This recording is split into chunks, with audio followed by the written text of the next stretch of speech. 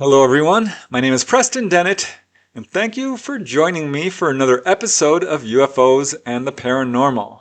Today I'm going to be talking about humanoids. I love these humanoid cases.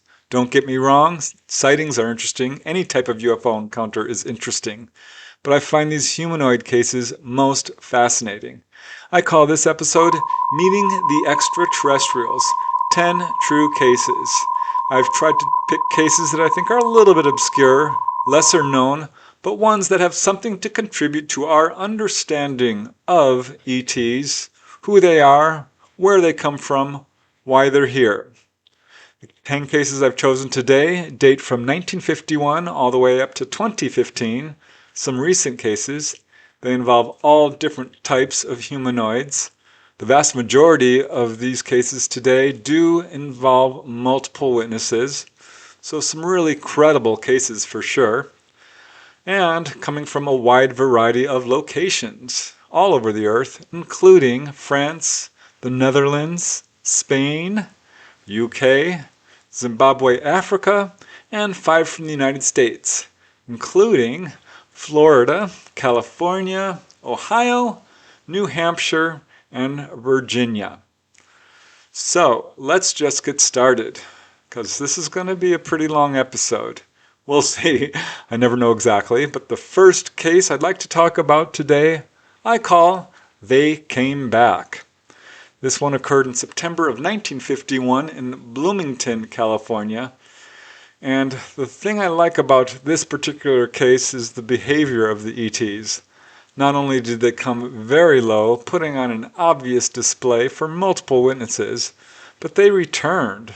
So this is very interesting. This is admittedly a very short account, but it's super interesting, and it comes from the files of Lucius Farish. He's a well-respected UFO researcher who is perhaps best known for creating UFONs. That's the UFO News Clipping Service. This case began around 8 p.m. one summer evening in September of 1951 as Louise McDougall, her husband, and 3 others were sitting on the lawn outside their trailer home located in Bloomington, California. And suddenly she had the weird feeling that somebody was watching her. And looking up, sure enough, somebody was. It was a classic flying saucer, hovering at very low level. Per Louise, it was no more than 20 feet overhead. She said it had a classic saucer shape. She estimates it was about 100 feet in diameter, had a metallic, quote, gunmetal silver appearance. And there were several tall, kind of rectangular-ish portholes or windows located around the lower half of the craft. These were giving off an amber glow, and standing in these windows, Louise could see 4 men. She said each of them had shoulder-length hair, and each of them were dressed in a one-piece jumpsuit. Now Louise just happened to have a spotlight handy, which she quickly turned on and pointed directly at this craft. And apparently in response, this craft immediately shot off, moving in perfect silence and at incredible speed, she said. And that seemed to be the end of it, but of course it wasn't. About 15 minutes later, the craft returned to the exact same spot, and the same figures, apparently the same, were still visible in the windows. And this time the craft remained for a full 6 to 7 minutes before taking off to the southeast and leaving for good. So this really quite impressed her, and in fact it was 10 years later in 1961 she reported the encounter to NICAP. That's the National Investigative Committee for Aerial Phenomenon. And still years after that, she was thinking about it because 14 years later, she reported again in 1975 to Lucius Farish. I think that's undeniably a fascinating and important multiple witness case. You can see it did affect the witness profoundly in that she never forgot about it and tried repeatedly to get some attention paid to this case. And it's also interesting because it's a good example of human-looking ETs and what researchers call a UFO display. So many cases of that, it's pretty clear the ETs are putting on a publicity campaign and basically announcing their presence and doing their part to move disclosure forward. All right, Let's move to the next case, which I call "We Ran as Fast as We Could." A direct quote from one of the witnesses. This occurred in the summer of 1958 in Farnborough, UK. I like this case because it's very unusual. Also, what I find interesting about it, it's a daylight case involving humanoids seen at a very low level craft. And also, it's not a one-off. In fact, the main witness in this case has had multiple encounters, and I find that to be more the rule than the exception.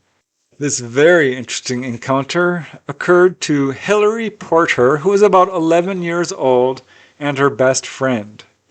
They were taking a walk one summer day in 1958 near their homes in Farnborough, Hampshire, England. And as Hilary says in her own words, "Suddenly, something took my eye. An object glinting high in the bright sunlight. It was a disc-shaped craft, which I could see in the distance, hanging over trees up on Hawley Park." You can see the exact area here. Hilary immediately shouted out to her friend Janet to look. So Janet looked up and saw the disc too. In fact, both girls were absolutely amazed at what happened next. As Hilary says, "As we looked harder, we both observed a doorway appear in the side of the UFO, complete with a figure standing inside. In the blink of an eye, the craft zoomed forward till it was hanging low in the sky. It was then hovering over near to an old factory called the Drum Laundry, which was quite close to where we stood. By now, we could see that the saucer craft was quite sizable. Although frightened, we dared to continue watching the UFO, and clearly saw a humanoid form standing there, of fairly high stature, looking at us from the open doorway on the side of this craft."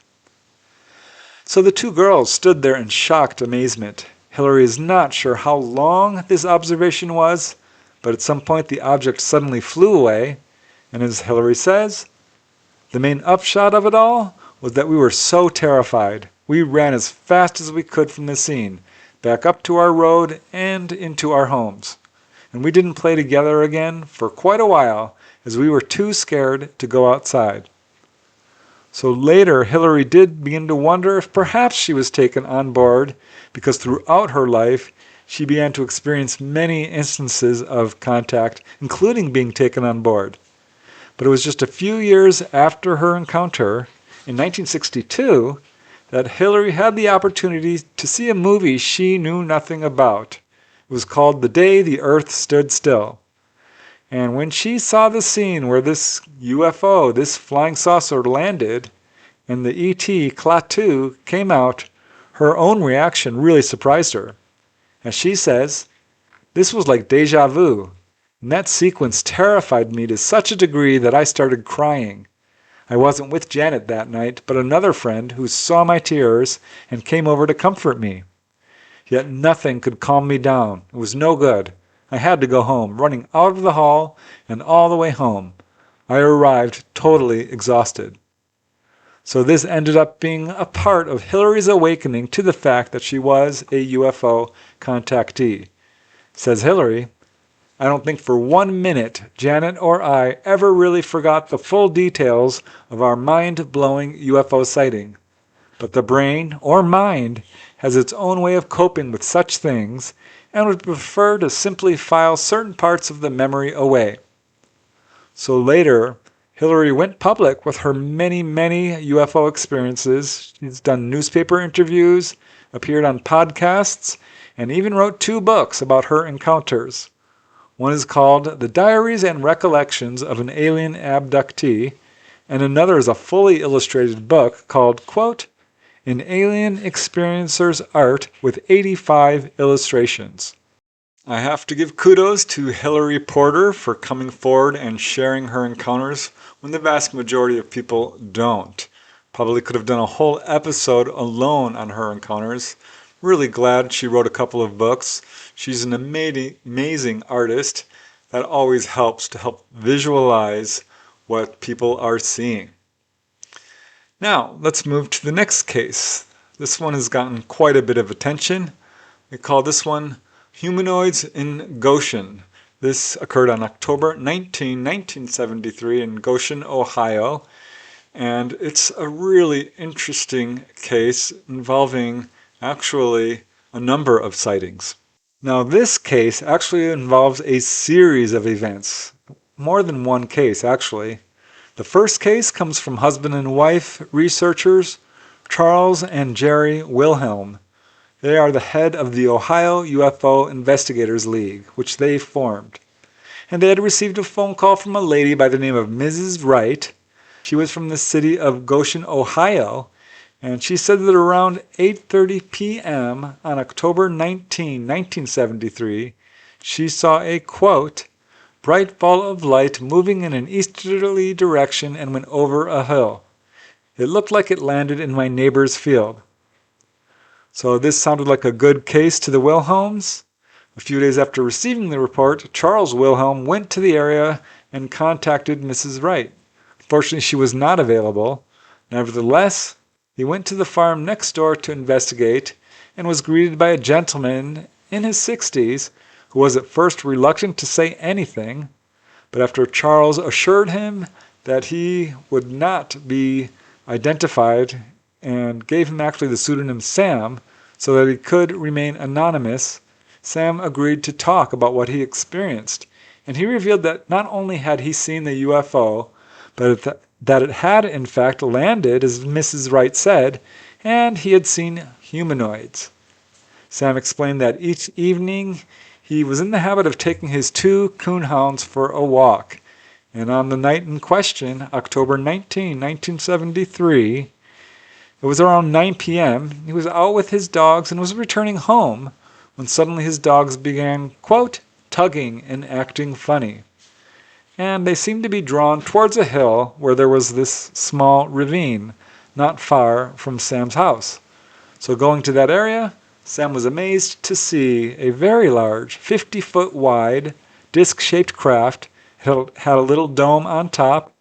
It had 4 pulsating lights, 2 blue and 2 white. It was dimly lit, and it was resting on 3 landing legs, only about 300 feet away from Sam. Even more amazing, he saw 3 humanoid figures standing beneath the craft. Well, one was standing by a small ladder, which led up to the craft, and he appeared to be about to climb back into it. One was actually kneeling on the ground, and the other was standing nearby. And it looked to Sam like they were looking for something. He said they appeared to be of normal height, but seeing these figures, Sam's dogs began, quote, raising hell, and, quote, carried on something fierce. They actually refused to move any closer. The first figure was now climbing the ladder and apparently noticed Sam and the dogs because he turned and looked directly at them. He immediately finished climbing this ladder and entered into the craft. Meanwhile, the other 2 figures remained for a few minutes and then climbed the ladder and went into the craft as well. This ladder retracted up into the underside. The craft rose slowly into the air, making a, quote, train-like whistle, and then it shot up into the sky and was gone. Now, the investigator, Charles Wilhelm, went with the man to the site of the UFO landing, but there was no evidence of any landing traces, because as it turned out, the ground was very spongy, covered with moss, and it just sprang back up if you stepped on it. Now, that alone is a pretty interesting event, but perhaps related to it are 2 other events which occurred around the same time and area. This next one was investigated by Ted Blecher. It was about 2 weeks later in November of 1973. The exact date is unknown, but a gentleman by the name of Don Brandenburg was driving along Branch Hill Guinea Pike Road near the intersection of Ward's Corner.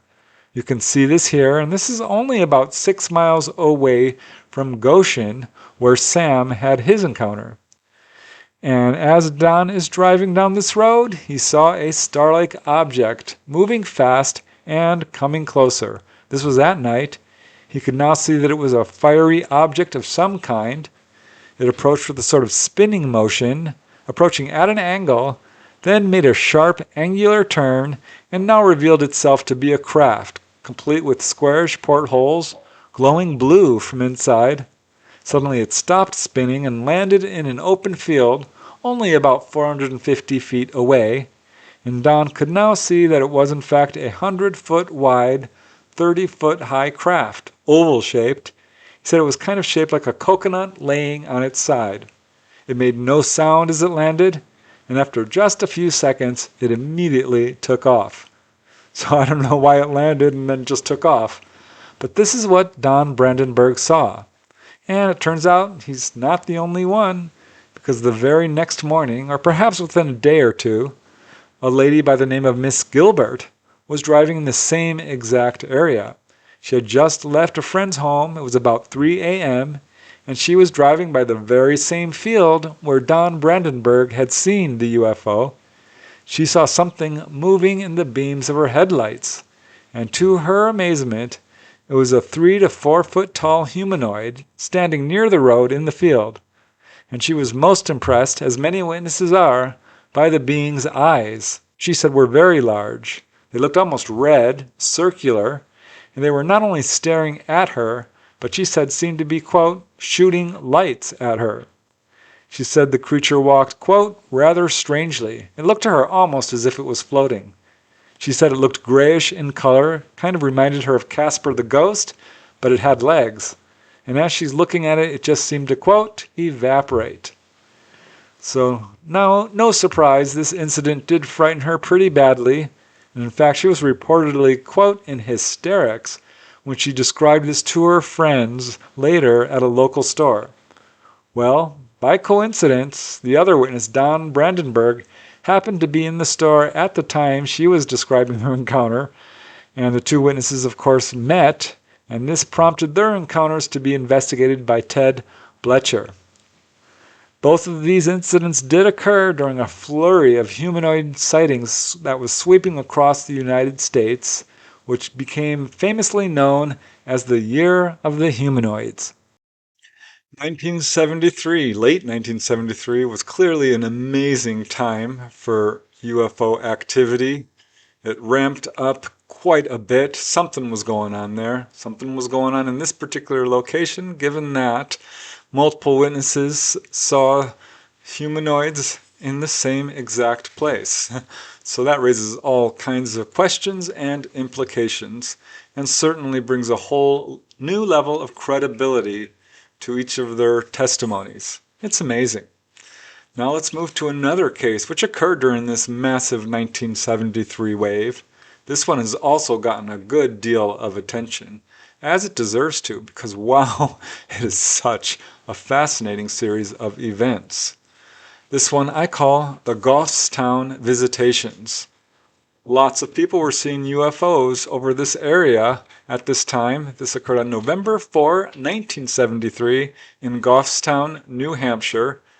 Most of these are multiple witness cases and several involving humanoids, but a lot of UFOs being seen all over the area at that time. So I think you'll find this one truly compelling.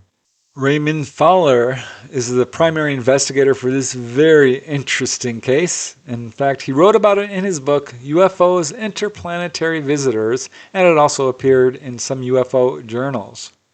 It was shortly after midnight on November 4, 1973, that Rex Snow and his wife Teresa had gone to bed.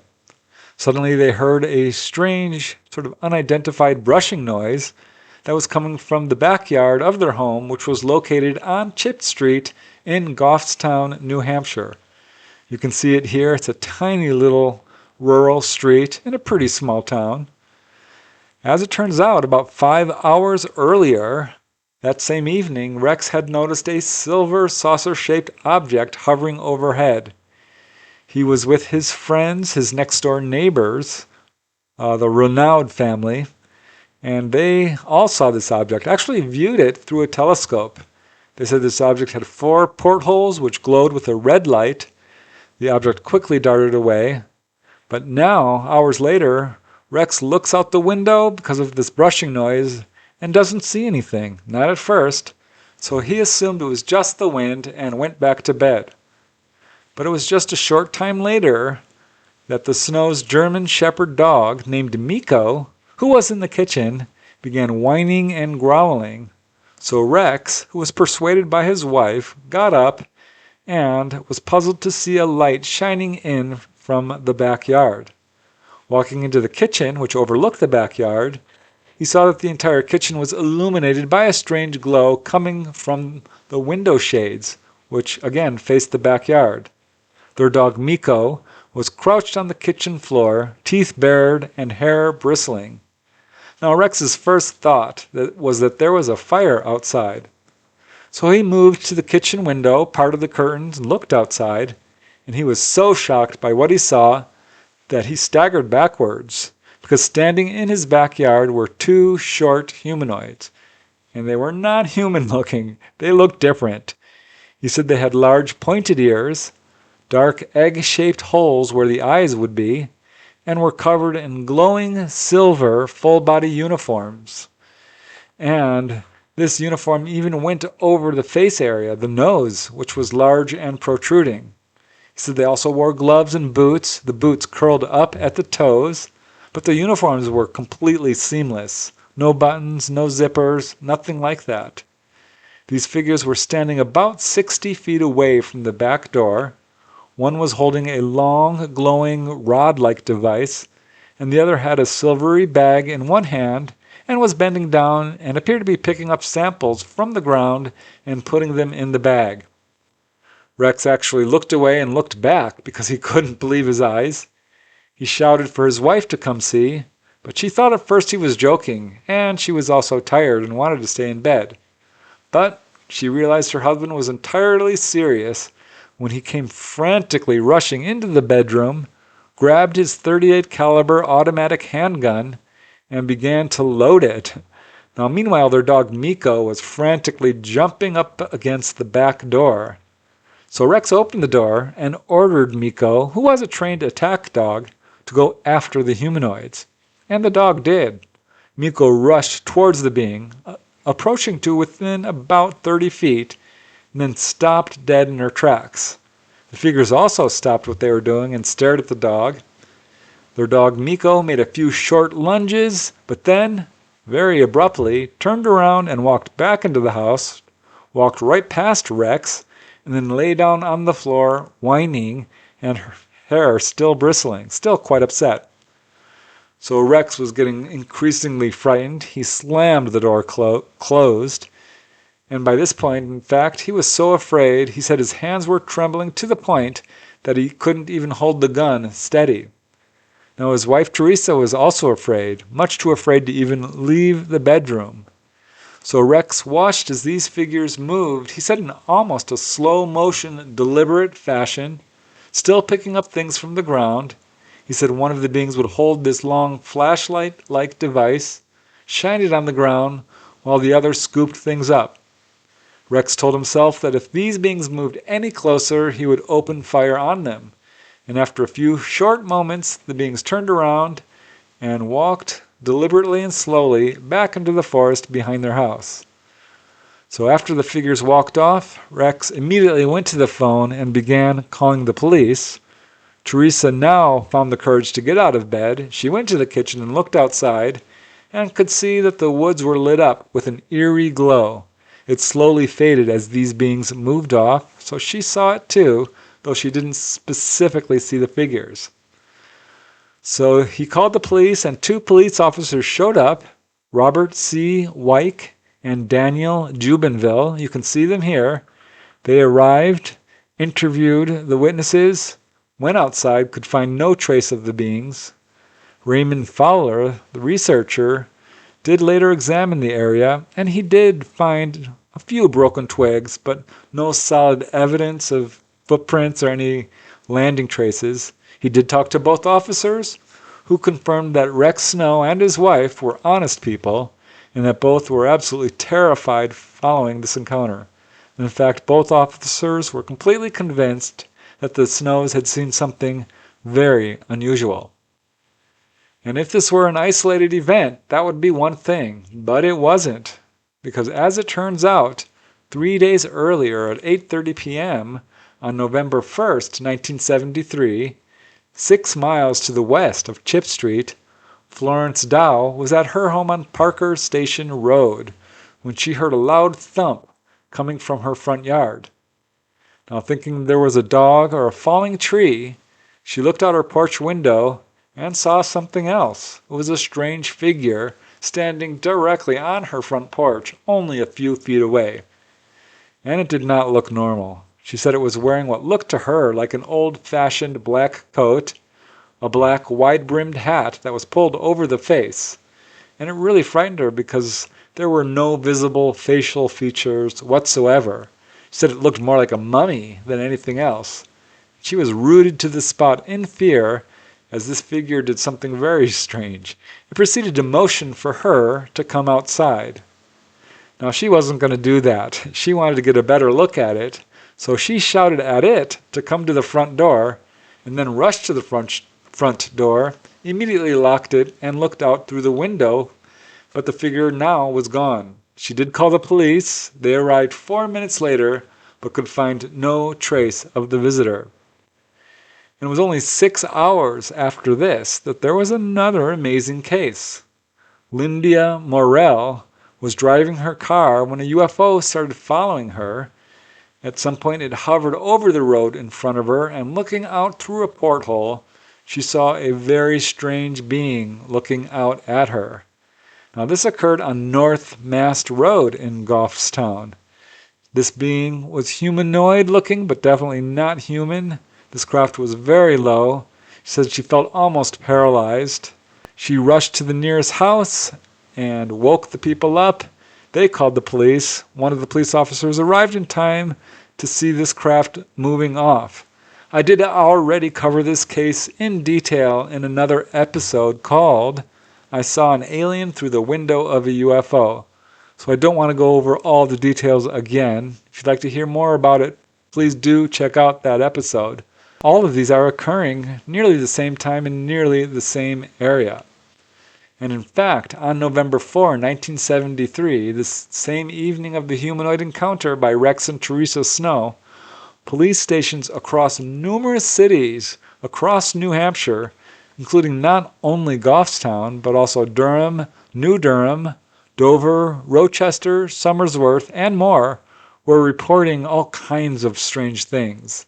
Some people called to report mysterious explosions, but many called to report visual sightings of glowing objects and craft. And in fact, several of the eyewitnesses were themselves police officers. So these sightings and humanoid encounters occurred at the very tail end, again, of this huge wave of humanoid encounters that had been going on for a few months across the United States and the world. It was called The Year of the Humanoids, and this is in fact the title of a book by David Webb. And Goffstown continues to be the location of many other encounters. These cases always have layers of mystery to them. They're like brief snippets to what is actually going on, because clearly these UFOs were coming from somewhere and going somewhere, and we're only getting a tiny little glimpse of to what's going on. But as we add to our huge database of cases, I think it becomes clearer and clearer that we are not alone, that ETs are visiting our planet, and that they have all sorts of different goals in mind. And certainly one is to simply announce their presence. Here is another really interesting case which got quite a bit of publicity at the time of its encounter. And I call this one the monk-like aliens. This is one of the only single witness accounts in this little compilation. This occurred on November 10, 1973 in Uden, Netherlands. This is at the tail end of this massive wave of humanoid sightings on that year. So this one is a super interesting case because the description of the ETs is so incredibly unusual. Here's another case, again, part of this massive wave. In fact, it occurred 1 week after the above case, and this case was first reported again in David Webb's book, The Year of the Humanoids, but a more thorough follow-up investigation was done by Dutch researcher Douwe J. Bosga.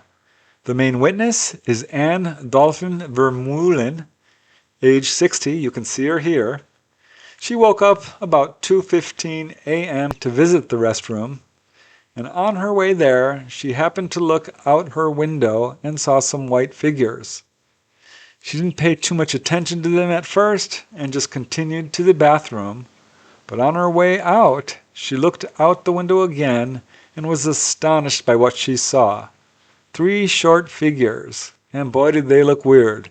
They were clothed all in white and moved in a gliding fashion, heading in her direction on the street itself. She said they were quite short, 1 meter tall, 3 feet. One appeared to be slightly taller, but they were wearing what looked to her like white robes, which had a strange headpiece, reminded her a little bit of monks. One of them was holding a sort of vacuum-like device, kind of like a metal detector, and was sweeping it back and forth over the pavement on the street. This figure was leading, and the other 2 figures were following. But they looked so strange. Anne was very impressed. She pressed her nose up against the window and watched them with absolute astonishment and some fear, as it was very obvious to her that this was not normal. This was some kind of supernatural event. Now she considered awaking her husband from the other room, but he had recently suffered a heart attack, so she didn't want to alarm him, and this was quite alarming, so she just continued to watch.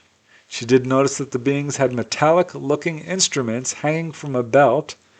She said they had exceptionally large feet, very broad, rounded, unusual-looking shoes, and were also shuffling along in a manner that seemed to indicate to her that they had short legs, and she couldn't really see their knees bending. It almost looked like they were gliding. So she watched them for quite a while, about 5 minutes, as they slowly moved closer to her. And as they got real close, suddenly, one of the beings looked up directly at her and apparently noticed that she was watching them. It seemed to be startled, and it appeared to alert the other 2 because it turned to them and seemed to talk to them. Immediately, all 3 of the figures turned around, moving quickly, but still in that strange, gliding, shuffling motion. They moved off towards a nearby school and disappeared from view. So Anne looked around briefly to see if there were any other figures or anything strange. She didn't see anything. However, as she returned to her bedroom, she looked out the window at the back of the house and got another tremendous shock, because only about 35 meters away, about 100 feet, she saw a very large glowing red sphere. It was painfully bright. It was quite large. There's some dispute about how big this was, but 20 feet wide, several meters. It was large enough to cover the entire side alley, and again was so bright. She said it was like looking at the sun. At this point, her husband did wake up, asked her what time it was, and looked at the clock, quickly looked back out the window, only to discover that this strange, glowing red object was now gone. She told her husband about the experience, they talked about it, and then finally went to sleep. She was impressed enough the next morning to call the police, mostly in the hope that other people had reported this strange event, but apparently she was the only witness, and the police never got back to her. She kept quiet about it mostly. She did tell a few friends. It turned out it was her friend's son, who was very interested in the subject, who reached out to UFO researchers, initially contacting J. Allen Hynek, and this led to her case being thoroughly researched. Now, Anne said she had no real interest in UFOs prior to this.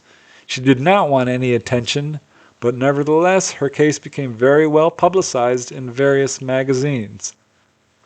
Later, all this publicity did bring some skeptics who tried to explain away the humanoids in various ways. One suggested that they were perhaps carnival goers dressed up in costumes, because as it turned out, there was a very famous carnival occurring the very next day. Another researcher offered that they might be street workers looking for gas leaks. So there were some attempts to explain these away, but both these explanations fail to account for the glowing red sphere that Anne saw, which seems undoubtedly to be connected to her sighting of the humanoids. Clearly, it's important to be skeptical or have a skeptical attitude when researching these cases, but I find it somewhat amusing and a little bit alarming to see the lengths that some people will go through to explain away an encounter. such as calling these ETs people dressed up in costumes or electrical or gas workers, and completely ignoring the fact that this lady did in fact see a UFO as well. So if you're going to provide an explanation, it has to account for all the evidence. That's what I find so fascinating about so many of these cases, is that they do have a lot of evidence, and skeptics often disregard the evidence in an attempt to explain these cases away. Something is clearly going on. There's far too many cases, because here is another one, which I call the glowing men. This occurred on August 15, 1981 in La Rochelle, Zimbabwe. La Rochelle is in a state, and what's amazing about this case is there are a lot of witnesses. This has been called one of Africa's best verified cases, and I think you'll find it not only very unusual, but incredibly fascinating. Researcher Cynthia Hind is the primary investigator for this case. She's the author of UFOs Over Africa, and this case was also published in her magazine UFO Afri-News issue number 2 and in the May 1983 issue of the MUFON UFO Journal. This incident took place at a large estate, which is now a popular tourist destination known as La Rochelle, again located in Zimbabwe, Africa. Now this case involves many witnesses. It's very well documented. The primary witness was Clifford Muchina, who at the time worked as the head gardener at the estate. And as Clifford says in his own words, "It was around 6:30 when I saw a ball of light near the tea room from my house nearby. Then everyone started seeing it. It was very big, and it rolled towards the tea room. Other people who saw it first in the observation tower, rolling around inside the room, and they thought the tower was on fire as there were flames coming out of the window. They were very frightened. Then I ran to ring the emergency bell, which is at the side of the house, and some more men came running out." Now Clifford and several other workers at the estate watched this large glowing sphere move over to another structure, which was called the Fantasy Building. This was actually used to grow orchids for the property. At this point, Clifford stopped ringing the emergency bell and ran over to the building, only to see that this sphere was now actually inside that structure. And again, it was so bright it looked like the building was on fire. But clearly this wasn't any normal fire. As Clifford says, "I was very afraid, and I wondered what kind of a fire this was." Standing next to the building were 3 or 4 men who Clifford first assumed were workers, or one of them was perhaps the game warden, he thought, his boss, a man by the name of Andrew Connolly. So Clifford called out Andrew Connolly's name, and very slowly these men turned around and looked directly at Clifford. And this scared the living daylights out of Clifford, because these figures were not human, certainly not normal ones. He was standing only about 10 feet away from them, so this was quite a shock. As Clifford says, "I could see that they had strange clothes on. They were wearing shiny whitish coveralls, like overalls, all one color.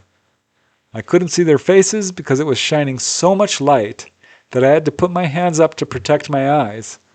I couldn't see if they were wearing anything on their heads. I didn't look very closely because of the light. It blinded me. When I put my hands up to cover my eyes, I fell down. There was a power from them, too much light shining in my eyes, so I fell down." By this time, more than 20 people had gathered and were watching these strange glowing men and this glowing sphere. Having never heard much about UFOs or ETs, the witnesses thought they might be seeing ghosts or spirits of their ancestors. Now, one of the witnesses was Eunice Kachiti. She's a domestic worker on the property. She first noticed this glowing sphere by a nearby tree, and standing next to it were 2 of these strange men. She said they were holding long and unusual-looking flashlight-like devices. She saw this glowing sphere change from yellow to a bright red as it increased in size, or appeared to increase in size, and began to move towards the tea room, which is where Clifford Muchina first saw it. She said that the 2 men standing next to it never moved, but that the sphere moved from the tree to the tea room, back to the tree, then to the watchtower, floating right up the sides of the tower and moving inside it. So she watched it for quite a while. And in fact, many other witnesses were interviewed by Cynthia Hind, and they saw not only the humanoids, but this ball of glowing light. And it was clear that despite the flaming appearance of this ball, it was not a fireball, it was not ball lightning or anything like this. There was no smell of anything burning, there was no smoke, there was no signs of anything being burned. The appearance of this glowing sphere and the strange figures did cause some panic among the people there. Some of the witnesses were so frightened that they ran away and refused to come close or even discuss what they saw. So it was after a few moments that this glowing sphere either winked out, moved off, disappeared, and when Clifford looked at where the glowing men had been, they were now nowhere to be seen. Shortly afterwards, an examination of the tower where this ball had rolled around inside, it showed no signs of any damage. There was no footprints, nothing unusual was found. So again, there was quite a bit of speculation that this could be a natural event of some kind. Some tried to blame it on swamp gas, as there was in fact a swamp not far from this area. There's also a gold mine near this area, which might be relevant, but none of the explanations could explain these glowing figures dressed in strange jumpsuits. So, apparently not ball lightning or swamp gas or anything like this. When you have that many people seeing an object in humanoids, it's almost impossible to explain it away as something prosaic. That is an encounter that clearly impressed the witnesses, and I'm glad it was professionally investigated by Cynthia Hind. She's a very well-respected researcher, and it's the kind of case that deserves a lot more attention. Frankly, I think all of these do. To me, this should be front-page news. It's one of the reasons I do this research, because I think this subject is really important and has the potential to really affect all humanity, and certainly the way we view ourselves in the universe and the way we treat each other. Now let's move to the next case, which I call It Came from the Sky. This occurred in spring of 2003 in Reynoso de Cerrato, Spain. I wanted to include this case not only because it's a multiple witness case, not only because the description of the humanoid is beyond bizarre, but because it's another case involving a flying humanoid. There's quite a few of those, so I think that alone makes this case worth inclusion. The main investigator for this very unusual case is researcher Pablo Villarrubia Mauso. It was presented in his Spanish language book Expedientes OVNI, or the UFO Files. And it was about 8 a.m. one morning in the spring of 2003 as truck driver Gregorio Guerrero was transporting a load of concrete from the nearby concrete factory where he worked. He was on a convoy of 3 trucks. He was the first. They drove along a gravel road to deliver the material to a ranch located near Reynoso del Cerrato. This is in Palencia, Spain. And Gregorio arrived first. He immediately stopped his truck when he saw what appeared to be the figure of a humanoid, a man, descending from the sky. He first noticed this figure when it was about 20 feet overhead, 6 meters. And as it descended down, the other 2 trucks arrived. The drivers also saw this strange figure, and they all watched it as it landed on the ground only 10 meters away, 30 feet, and stood under a row of high-tension wires. This figure was about 5 feet tall, 1.8 meters, but it had a very unusual and bizarre appearance. It was brown in color, quite thin. The arms and legs were normal, but the bizarre part was its head, which was perfectly round and appeared to be composed of a hollow ring. In fact, it looked to the witnesses like they could see right through it. Perhaps this was a reflective visor of some kind, but they felt like it was hollow. This figure did remain in view for about 3 to 4 minutes, during which time one of the truckers made a strange decision. He started picking up rocks and throwing them at this figure. Now Pablo and the other driver immediately reprimanded him and told him to stop, that this wasn't a good idea, which he did. Then, without warning, this figure ascended upwards into the sky in a diagonal trajectory and disappeared off into the distance. This totally amazed the witnesses, as there was no visible means of propulsion, no rockets, no wings, nothing. Now Pablo, one of the witnesses, did have a very strange impression that this creature was in some way some kind of message from his, quote, deceased parents and brother. That case is a good example of how unique and bizarre descriptions of humanoids can be. Can't say I've heard of anything quite like that. Really makes me wonder. It's pretty clear, despite what the witnesses felt, like, could this be ghostly? That probably not, given the way the humanoid was dressed. Hard to say for sure. I find it fascinating that one of the witnesses felt that this encounter was somehow a message from his deceased relatives. Very hard to say, but that does come up in a number of cases. Now let's move to another case, which is super fascinating. I call this one the aliens by the megaliths. This occurred in February 2008 near the Île de Berde island in France.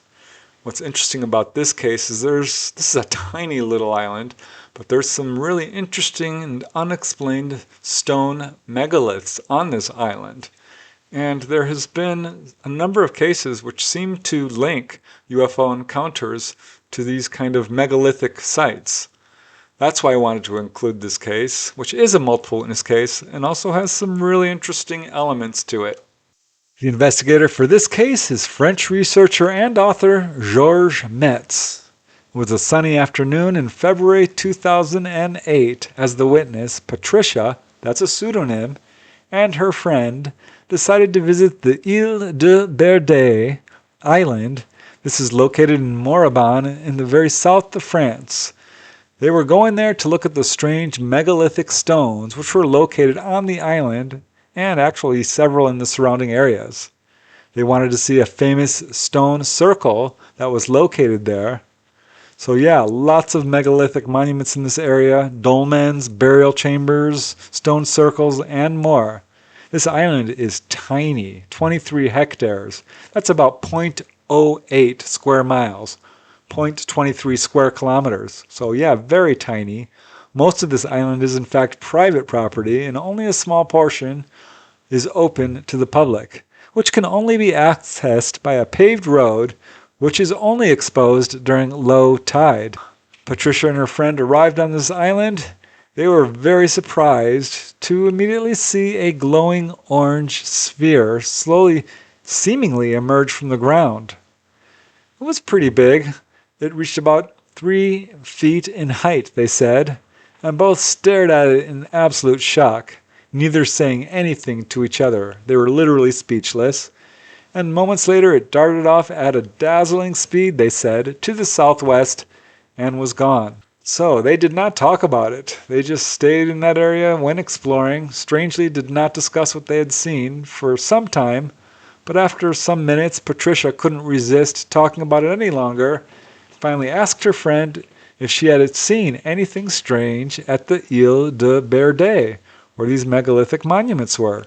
To her relief, somewhat, her friend said that yes, she had seen something and described this same orange sphere. And she really surprised Patricia by saying that she had also smelled a strong sulfuric odor.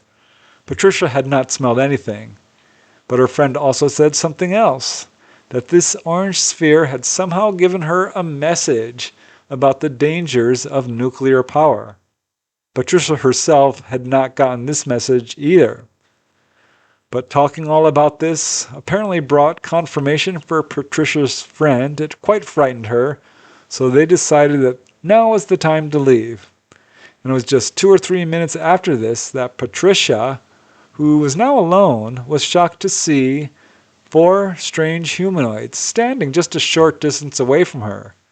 A few meters, maybe 10 to 20 feet.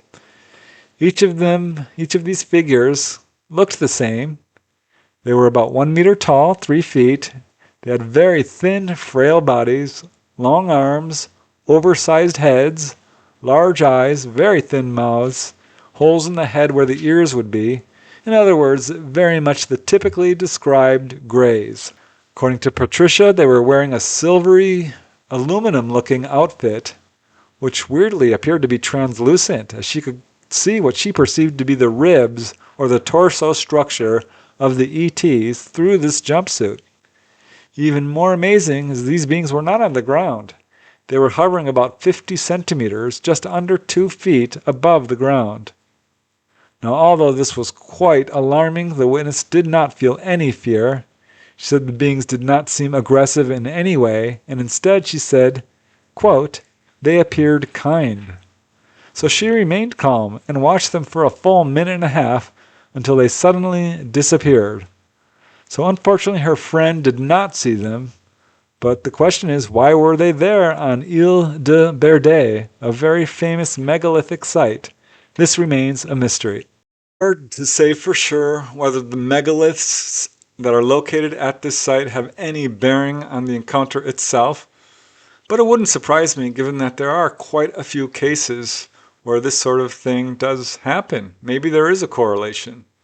Another really fascinating thing about this case is that one of the witnesses felt the sighting was a warning about nuclear proliferation, because that does turn up in a number of cases. Like I say, each case has something to teach us, such as this next one, which I call The Alien in My Bedroom.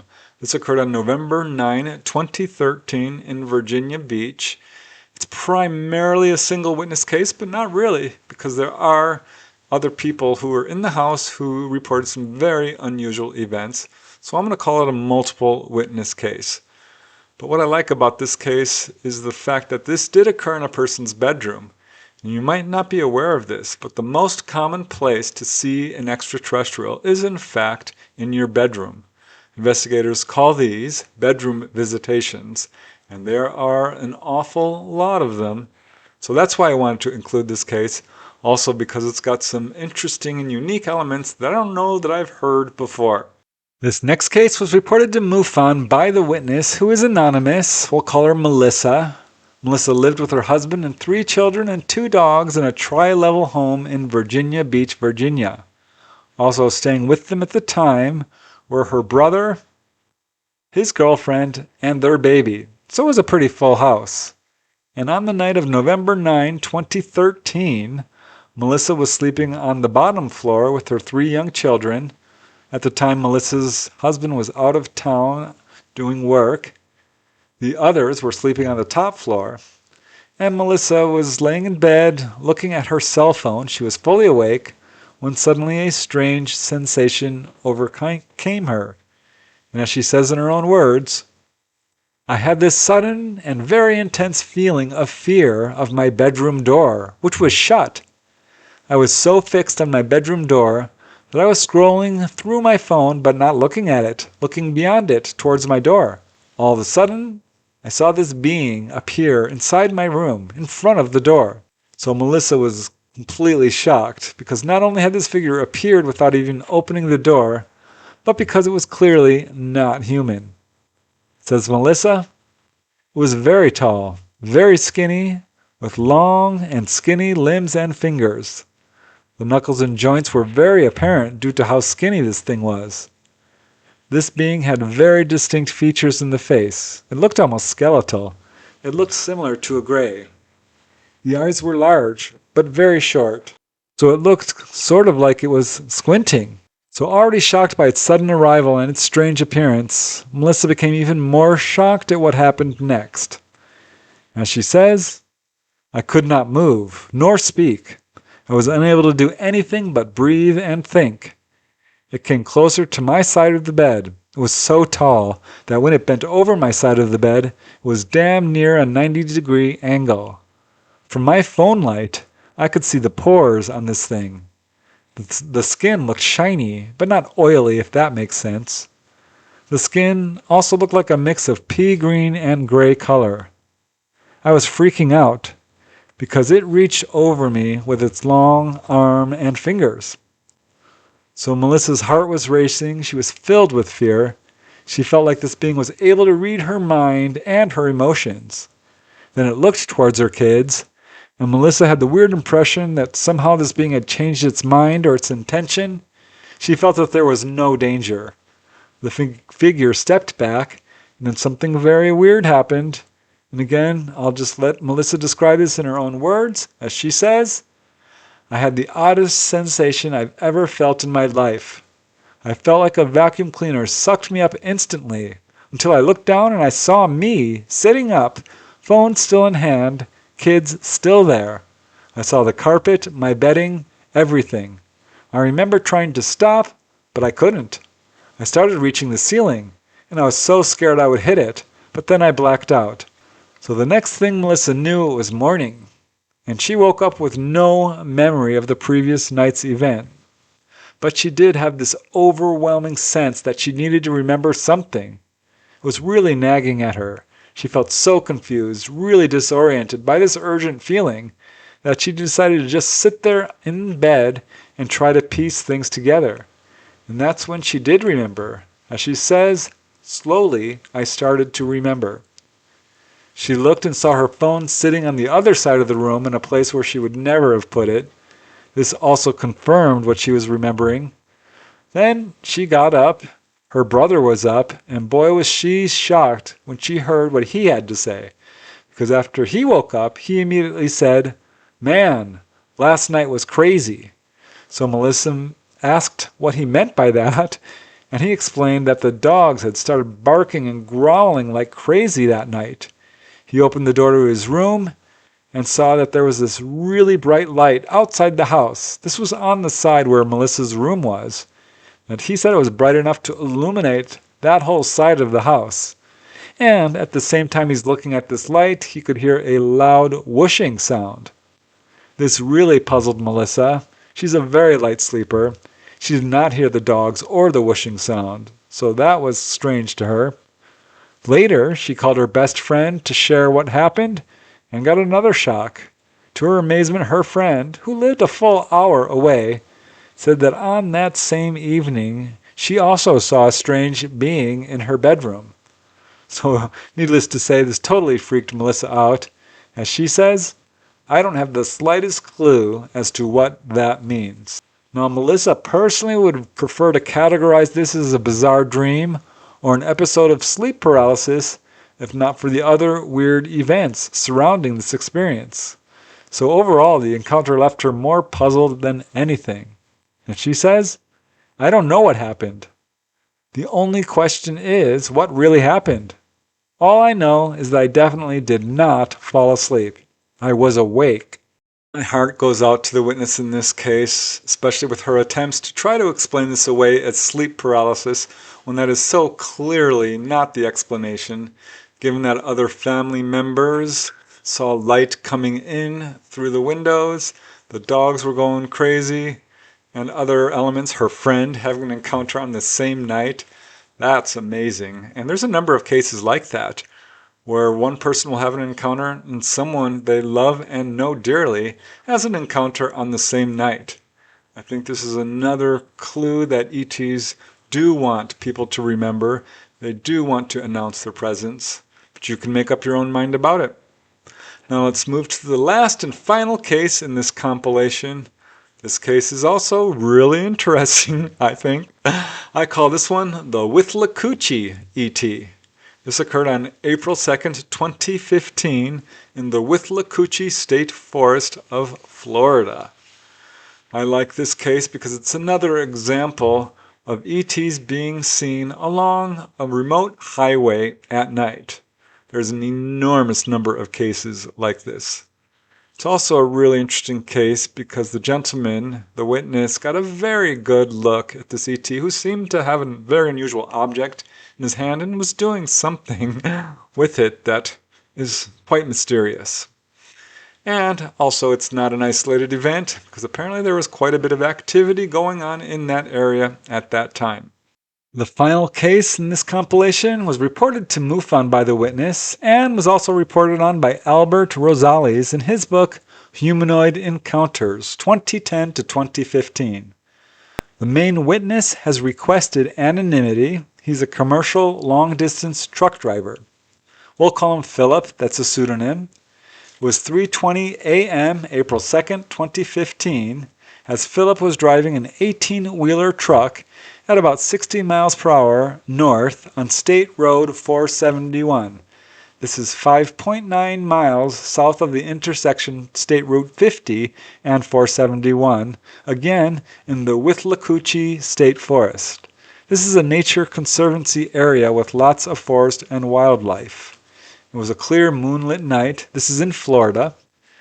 So he was approaching an old dirt logging road that intersected the highway. You can see it here. And looking to his right at the eastern entrance to the logging road, he noticed dim flashes of light as he's approaching. And he immediately saw a figure about 5 to 5.5 feet tall, standing about 10 feet off the highway, right in the center of this dirt road. And this figure was weird looking. Was wearing some kind of containment suit, is how the witness put it. Was off-white in color. It had a helmet, and it was holding a small handheld device in front of it, just above waist level. Now this device was emitting rapid bursts of light in a circular clockwise direction, pointing downward and spreading out in a cone shape. And something in the air seemed to be reacting to these light pulses, causing small but brilliant bursts of white light.